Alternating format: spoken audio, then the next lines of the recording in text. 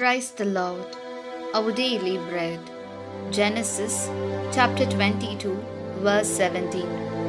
I will bless you greatly, and I will multiply your offspring greatly, like the stars of the heavens, and like the sand which is on the seashore. Your offspring will possess the gate of his enemies. O Almighty God, thank you for giving this wonderful verse. May your presence shower on us. O God, you fulfilled all the promises you made to Abraham in the beginning and blessed him. Likewise, we have remembered the promises you made to each one of us, and they will not fail unless they are delayed. Therefore, bless us as a people who fear you and receive your blessing with faith and courage like Abraham, Isaac, and Jacob. We ask this in the name of Jesus Christ. Amen. அன்றாட உணவு. தொடக்க நூல் அதிகாரம் 22 இறைவார்த்தை 17. நான் உன் மீது உண்மையாகவே ஆசி பொழிந்து விண்மீன்களைப் போலவும் கடற்கரை மணலைப் போலவும் உன் வழிமரபை பலுகி பெருக செய்வேன்.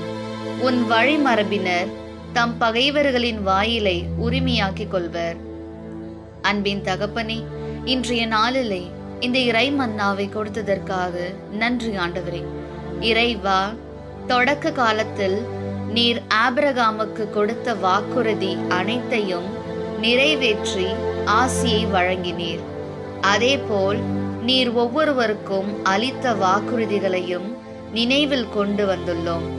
அது காலம் தாழ்த்தலாமே ஒழிய அவை நிறைவேறாமல் போகா. எனவே நம்பிக்கையுடன் மனதிடன் கொண்டு ஆபிரகாம், ஈசாக்கு, யாக்கோபு போன்று உமக்கு அஞ்சி வாழ்ந்து உமது ஆசீரை பெற்றுக்கொள்ளும் மக்களாக எங்களை ஆசிர்வதியும்.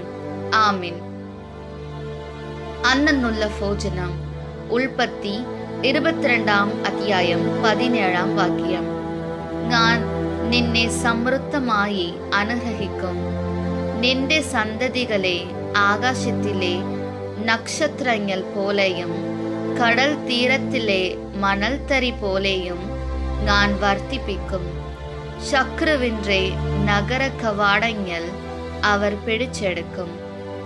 ദൈവമേ, പൂർവപിതാവായ അബ്രഹാമിനു അങ്ങ് നൽകിയ വാഗ്ദാനം നിറവേറ്റിയതുപോലെ അങ്ങ് ഞങ്ങൾക്ക് തരാൻ ആഗ്രഹിക്കുന്ന എല്ലാ അനുഗ്രഹങ്ങളെയും ഞങ്ങളിൽ നിറവേറ്റി ഞങ്ങളെയും അങ്ങ് അനുഗ്രഹിക്കണമേ. അബ്രഹാം, ഈസഹാക്ക്, യാക്കോബ് പോലെ അങ്ങേ ഭയന്ന് ജീവിക്കുവാൻ ഞങ്ങളെ അനുഗ്രഹിക്കണമേ. ആമീൻ.